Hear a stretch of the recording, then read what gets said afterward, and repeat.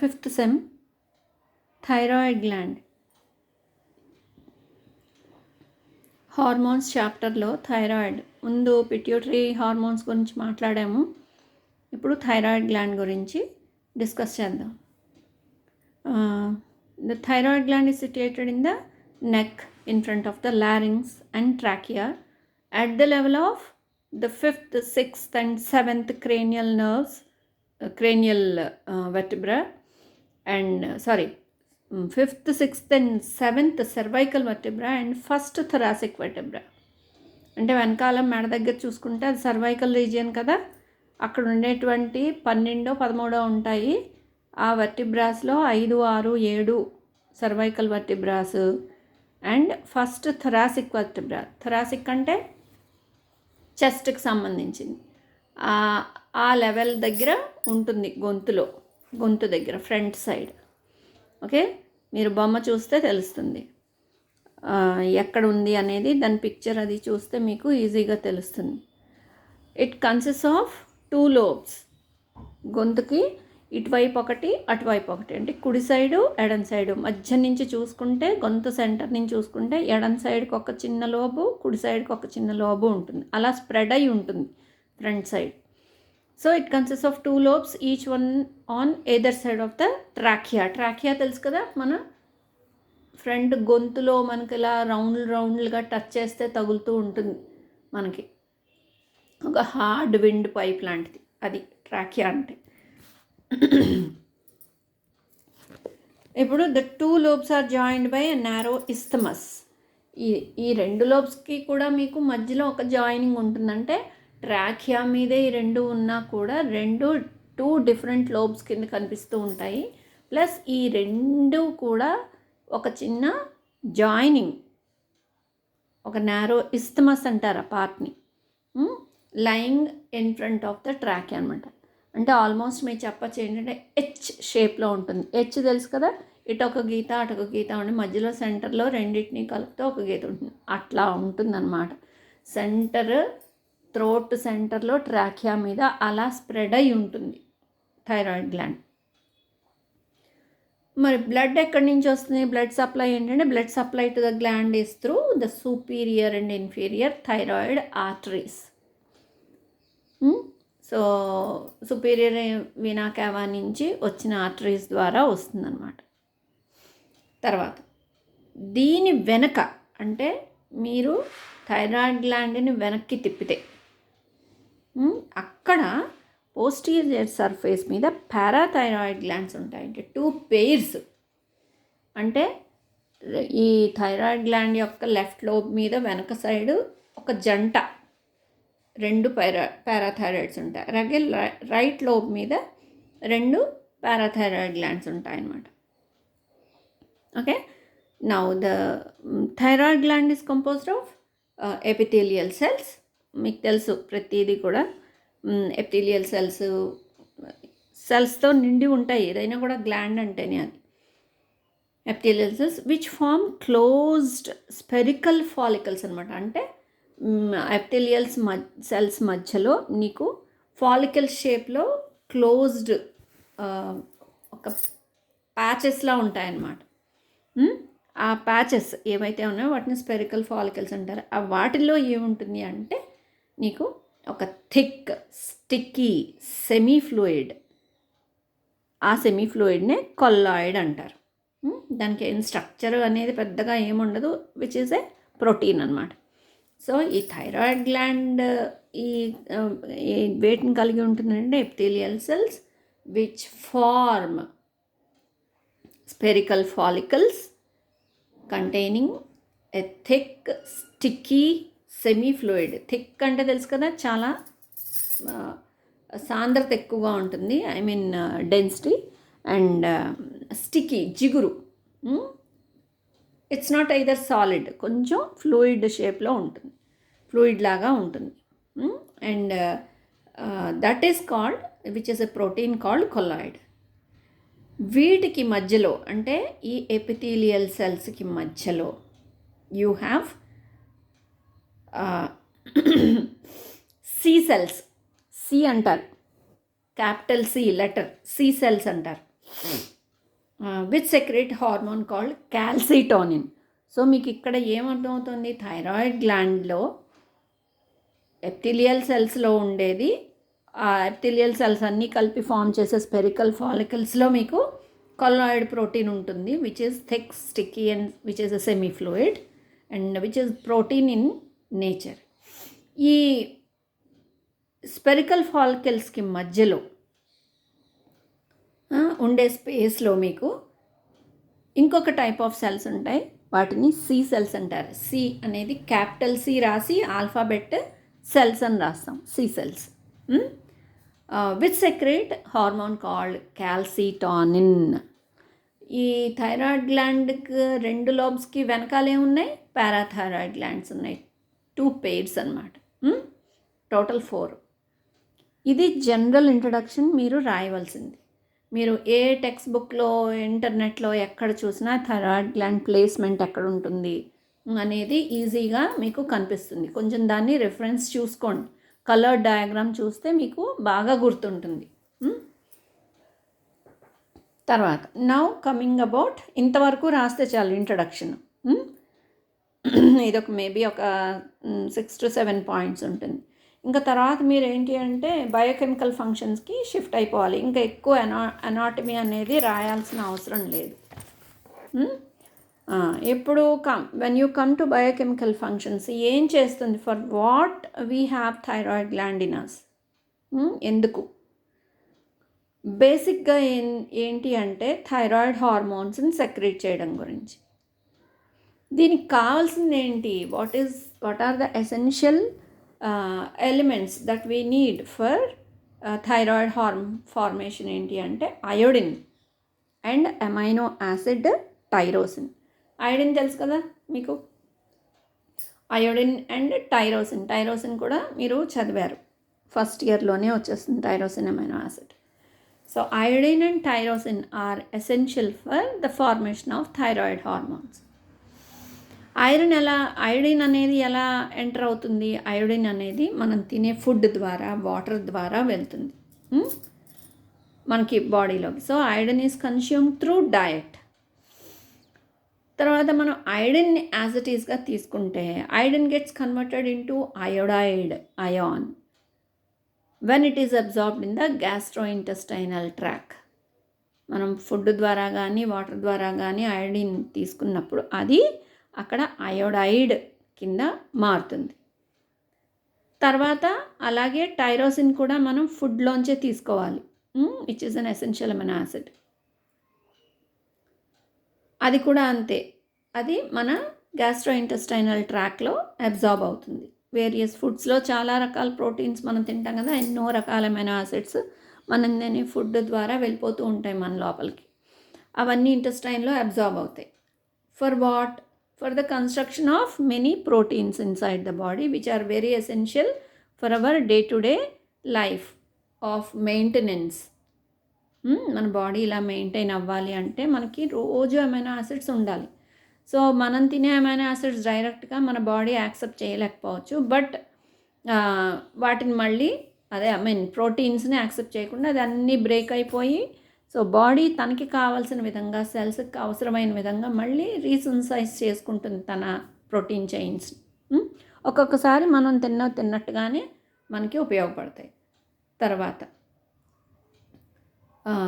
ఇందులో ఏంటి అంటే యూ హ్యావ్ 4 to 5 స్టేజెస్ అన్నమాట. అసలు థైరాయిడ్ హార్మోన్ T3, T4 అనేవి ఫార్మ్ అవడానికి ముందు ఎలాగా అసలు ప్రాసెస్ అనేది ఏం జరుగుతుంది అంటే, ఫస్ట్ ఏంటంటే థైరోగ్లోబ్యులిన్ సింథసిస్ జరగాలి. థైరోగ్లోబ్యులిన్ సింథసిస్ తర్వాత అయోడైడ్ ట్రాపింగ్ తెలుసు కదా, పట్టుకోవడం, ఆర్ అయోడైడ్ పంప్ అంటారు దాన్ని. తర్వాత ఆక్సిడేషన్ ఆఫ్ అయోడిన్ జరగాలి. తర్వాత అయోడినేషన్ ఆఫ్ టైరోసిన్ జరగాలి. టైరోసిన్ అమైనో యాసిడ్ మీద మనం అయోడిన్ని సబ్స్టిట్యూట్ చేస్తాం అన్నమాట అక్కడ. తర్వాత కప్లింగ్ రియాక్షన్స్ జరుగుతాయి. These are 5 stages before the formation of thyroid hormones. ఈ 5 స్టేజెస్ని దాటుకున్న తర్వాత మనకి T3, T4 అనేది సింథసిస్ జరుగుతుంది. ఇప్పుడు what is thyroglobulin? It is a glycoprotein.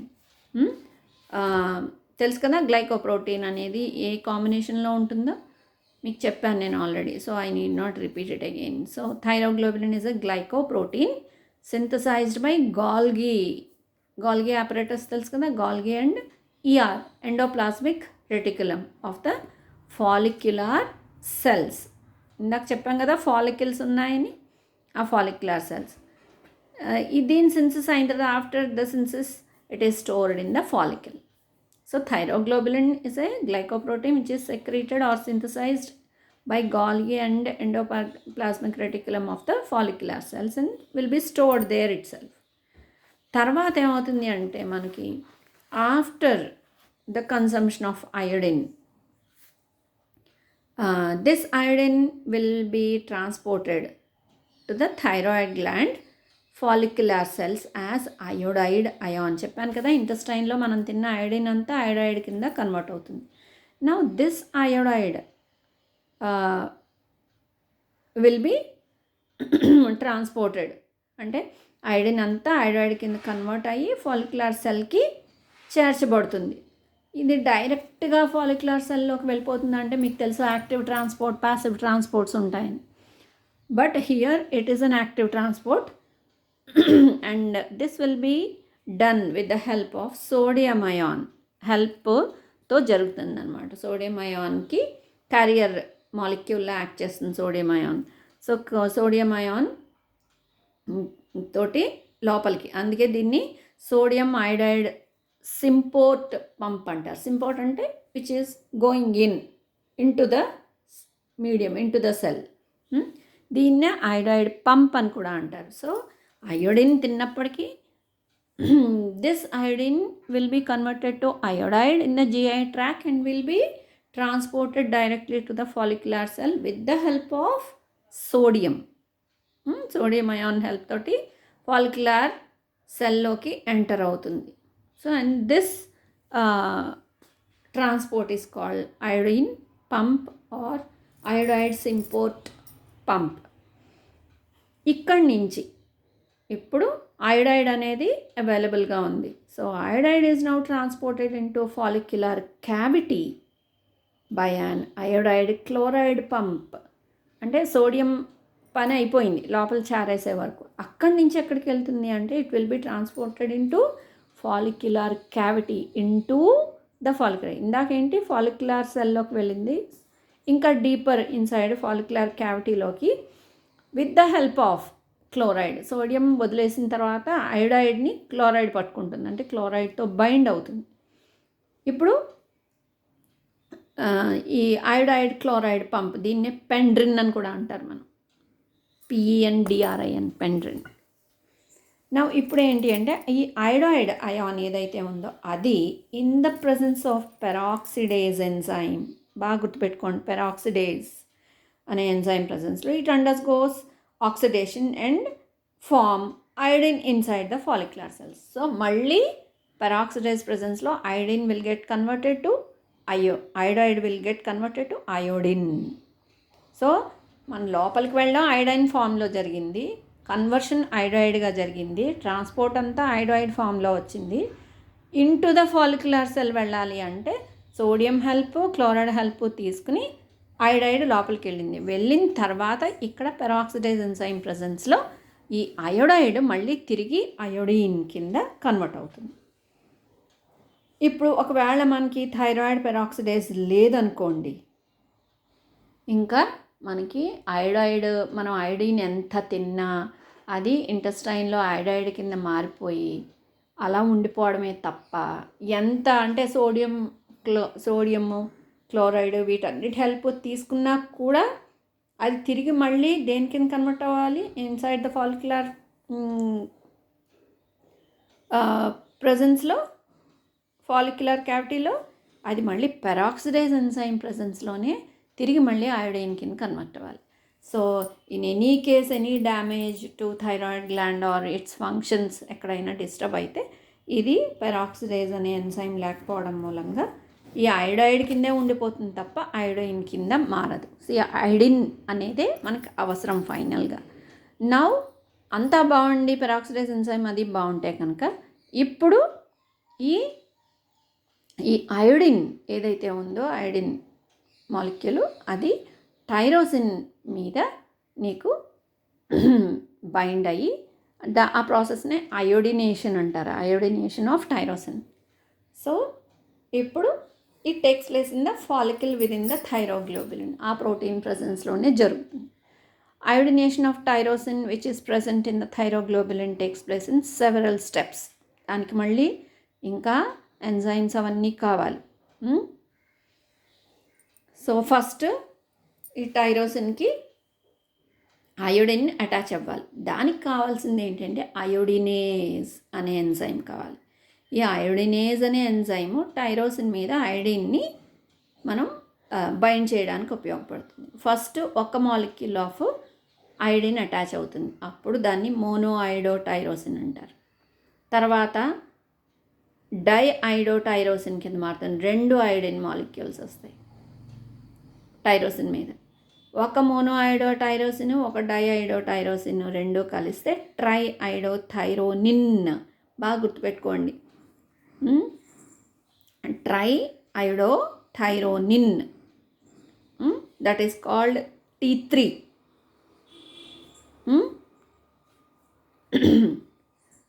అలాగే 2 డైఐడోటైరోసిన్స్ ఫామ్ అయినప్పుడు దాన్ని టెట్రాఐడోథైరోనిన్ అంటారు. Okay, T4. ఈ T3 T4 2 కూడా నీకు ఫార్మేషను ఇక్కడ జరుగుతుందన్నమాట. సో పెరాక్సిడేస్ స్టెప్ దాటేసింది అంటే అయోడైన్ కింద కన్వర్ట్ అయిపోతుంది. Now iodine should get bonded to tyrosine molecule. 3 అయోడిన్లో అటాచ్ అయినప్పుడు దాన్ని ట్రైఐడోథైరోనిన్ అంటారు, T3. 4 వచ్చినప్పుడు that is called tetraiodothyronine, thyroxine ఏదైనా. ఓకే, ఇప్పుడు T3 T4 కంప్లీట్గా నీకు బ్లడ్లోకి రిలీజ్ అయ్యి వాటి ఫంక్షన్స్ని అవి పెర్ఫామ్ చేస్తాయి.